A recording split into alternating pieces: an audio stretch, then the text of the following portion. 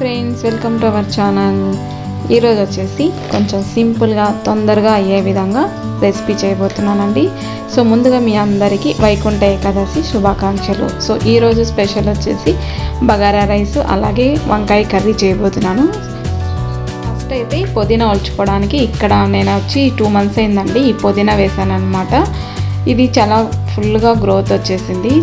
ఒక దాంట్లో వచ్చేసి నేను ఎగ్ షెల్ ఉంటుంది కదా అది వేసాను, అలాగే ఆనియన్ పొట్టు, తర్వాత క్యారెట్, కీరా ఇవన్నీ పీల్ చేస్తాం కదా, సో అవన్నీ కూడా వీటికి వేస్తూ వచ్చాను అనమాట. అది చాలా డార్క్గా చాలా బాగా పెరుగుతుంది అనమాట. సో చూడండి ఎంత ఫ్రెష్గా ఉందో. నేను అప్పటికప్పుడు ప్రతిరోజు గ్రీన్ టీ తాగేటప్పుడు కూడా ఒక 2-3 లీవ్స్ వేసుకొని తాగుతూ ఉంటాను అనమాట. ఇంకా కొన్ని మొక్కలు నాటాలని చెప్పేసి మట్టి తీసుకొచ్చి పెట్టాను, అవి నెక్స్ట్ టైం చూడాలండి. ఊరికి వెళ్తున్నాం కాబట్టి ఊరు వెళ్ళి వచ్చిన తర్వాత ట్రై చేద్దాం అనుకుంటున్నాను. ఇప్పుడు ఇంకా రైస్కి కావాల్సిన అన్ని ఆకులన్నీ ఒలుచుకొని కడిగి పక్కన పెట్టేశానండి. ఇంకా రైస్ కుక్ చేయడానికి ముందుగానే నేను ఒక 2 గ్లాసుల బాస్మతి రైస్ని 2 times బాగా క్లీన్ చేసి నానబెట్టి పెట్టుకున్నాను. తర్వాత ఇంకా హోల్ గరం మసాలా అన్నీ కూడా ఒక బౌల్లోకి తీసి పక్కన పెట్టుకున్నాను. తర్వాత వచ్చేసి ఇంకా ఆనియన్ అలాగే కావాల్సినవన్నీ కూడా రెడీ చేసి పెట్టుకుంటున్నాను అనమాట. ఇంకా ఒకేసారి డైరెక్ట్గా రైస్ అనేది వండేసుకోవాలన్నమాట. ఇప్పుడు అన్నీ కూడా రెడీ చేసి పెట్టేశాను అనమాట. ఆనియన్ కూడా కట్ చేసుకున్నాను. ఇంకా రైస్కి సరిపడా పుదీనా కూడా తీసుకొచ్చాను. ఇంకా కొత్తిమీర కూడా ఆల్రెడీ ఉందన్నమాట ఇంట్లో. సో పుదీనా చూడండి ఎంత ఫ్రెష్గా ఉందో. ఇప్పుడైతే ఇంకా రైస్ అనేది కుక్ చేసుకోవాలి.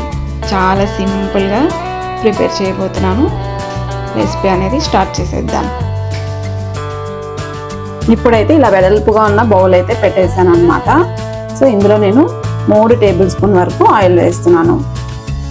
మీ దగ్గర నెయ్యి ఉంటే నెయ్యి కూడా 1 tablespoon వరకు వేసుకోండి. ప్రజెంట్ అయితే నా దగ్గర అయిపోయింది. ఇప్పుడు ఆయిల్ బాగా వేడవ్వాలి. సో 3 tablespoon వరకు అయితే సరిపోతుందండి నేను తీసుకున్న 1/2 kg బాస్మతి రైస్కి. ఆయిల్ అయితే బాగా వేడైంది. ఇప్పుడు ఇందులో గరం మసాలా అన్నీ వేసుకోవాలి. మసాలా దినుసులన్నీ వేసిన తర్వాత ఇందులోనే 2 లేదా 3 బిర్యానీ ఆకులు ఇలా కట్ చేసి వేస్తే ఆ ఫ్లేవర్స్ అనేది మనకు బాగా తెలుస్తుంది.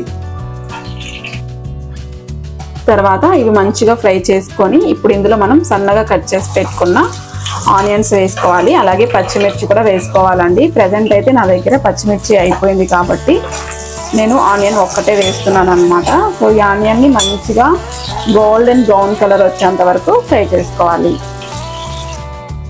చూడండి ఆనియన్ అయితే బాగా వేగింది. ఇప్పుడు మనం ఇందులో కట్ చేసి పెట్టుకున్న పుదీనా కొత్తిమీర వేసుకోవాలి. ఇది మన చెట్టు నుండే కోసుకొని వచ్చానండి, ఇలాగ చూపించాను కదా, చాలా ఫ్రెష్గా ఉందన్నమాట.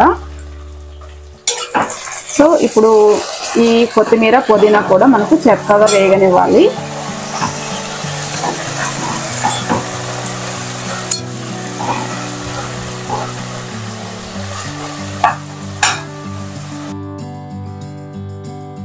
ఇవి బాగా వేగిన తర్వాత సో ఇందులోనే కొన్ని కాజు కూడా వేస్తున్నాను. కాజు వేసుకుంటే చాలా బాగుంటుందండి బగారా రైస్లో.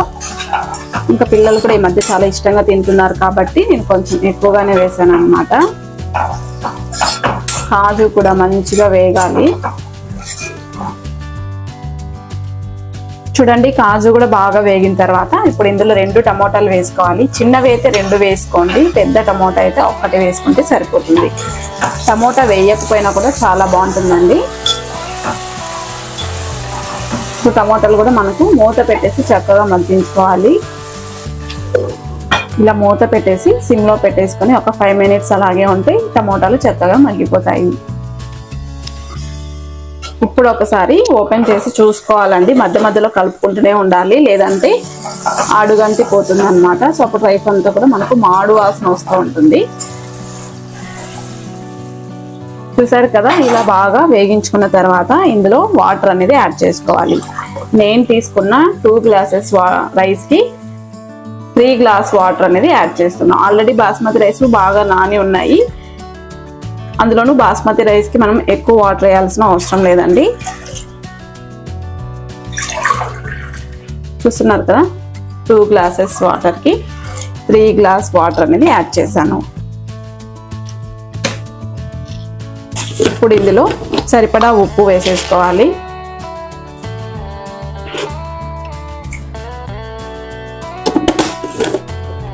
తర్వాత ఇందులో నేను పచ్చిమిర్చి వేయలేదు కాబట్టి కొంచెం కారం పొడి కూడా వేస్తున్నానండి, కొంచెం స్పైసీ కోసం అన్నమాట. కొద్దిగా వేస్తున్నాను.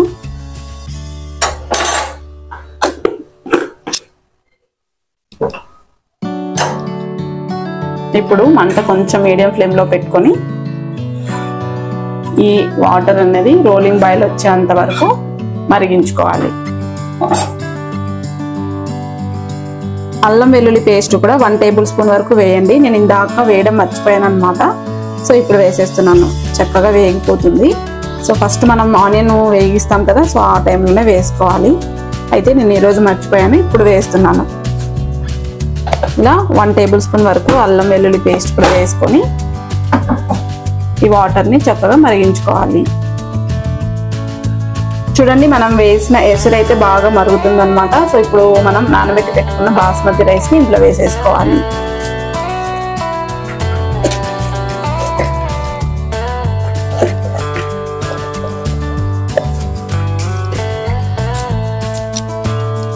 అంతేనండి. ఇంకా రైస్ వేసిన తర్వాత ఒకసారి మళ్ళీ బాగా కలిపేసుకొని మంట సిమ్లో పెట్టుకొని రైస్ని బాగా దమ్ లాగా చేసుకోవాలన్నమాట. చూడండి, ఇప్పుడు మంట సిమ్లో పెట్టేసుకొని మూత పెట్టేసి ఒక 10 మినిట్స్కి రైస్ అనేది చక్కగా ఉడికిపోతుంది. బగారా రైస్ కాంబినేషన్లోకి నేను గుత్తి వంకాయ కూర చేస్తున్నానండి. సో దానికోసం నేను కొన్ని కాజు, అలాగే పల్లీలు, ఆనియన్, తర్వాత జీలకర్ర, మెంతి, తర్వాత కొన్ని పల్లీలు ఇవన్నీ కూడా వేసేసి మంచిగా వేగించుకున్నానండి. నువ్వులు కూడా వేసాను అనమాట. మీకు ఎంత గ్రేవీ కావాలి అన్న దాన్ని బట్టి సో క్వాంటిటీని అనేది ఎక్కువ వేసి చేసుకోవచ్చు అనమాట. నేనైతే 1/2 కేజీ గుత్తి వంకాయకి ఇవన్నీ కూడా క్వాంటిటీ అనేది సేమ్ ఈక్వల్గా తీసుకొని బాగా వేగనించాను. సో ఇలా వేగిస్తే మనకు టేస్ట్ అనేది చాలా బాగా వస్తుంది. సో ఇవన్నీ కూడా మనం ఒక టమాటో వేసేసి కొంచెం వాటర్ వేసి మిక్సీ పట్టుకుంటే మనకు మసాలా పేస్ట్ అనేది తయారవుతుంది. మన ఛానల్లో గుత్తి వంకాయ కర్రీ రెసిపీ ఆల్రెడీ ఉందండి. సో ఈ బగారా రైస్ వీడియో కింద గుత్తి వంకాయ కర్రీ అనేది నేను ట్యాగ్ చేస్తాను, ఒక్కసారి ఆ వీడియో కూడా క్లిక్ చేయండి. సో ఈ రెసిపీ అయితే నేను డీటెయిల్గా చూపించట్లేదు, మీరు ఒక్కసారి ఛానల్లో నేను డిస్క్రిప్షన్లో మెన్షన్ చేస్తాను. ఆ వీడియో ఒకసారి ఓపెన్ చేస్తే చాలా కమ్మటి గుత్తి వంకాయ కర్రీ అద్భుతంగా ఉంటుందండి బగారా రైస్లోకి. ఒక్కసారి ఆ వీడియో చూసి ఆ ప్రాసెస్ను మీరు ట్రై చేయండి. చూడండి, ఫైనలీ బగారా రైస్ రెడీ. ఇలా చేసుకుంటే రైస్ అనేది పొడి పొడిగా వస్తుంది అనమాట. సో చూడండి, చాలా పొడిగా ఉంది. ఇంకా ఒక 2 మినిట్స్ అలాగే సిమ్లో పెట్టి కుక్ చేసుకోవాలి. కొంచెం తడిగా ఉంది కాబట్టి ఇంకా 2 మినిట్స్ అలాగే ఉంచాలన్నమాట. సో ఇలా చేసుకోండి, చాలా బాగా వస్తుంది రైస్. తర్వాత గుత్తి వంకాయ కూర కూడా ఉడుకుతూ ఉందండి. సో అంతే సింపుల్గా బగారా రైస్ వంకాయ కర్రీ ఈరోజు మా స్పెషల్ లంచ్ అన్నమాట. చూడండి, కర్రీ అయితే ఇలా ఉడుకుతూ ఉంది. సో రైస్ కూడా ఇంకా 2 మినిట్స్ బాగా దమ్ అవ్వాలి. అంతేనండి. సో మొత్తం కూడా కర్రీ రైస్ మొత్తం బాగా ఉడికిన తర్వాత చూపిస్తాను.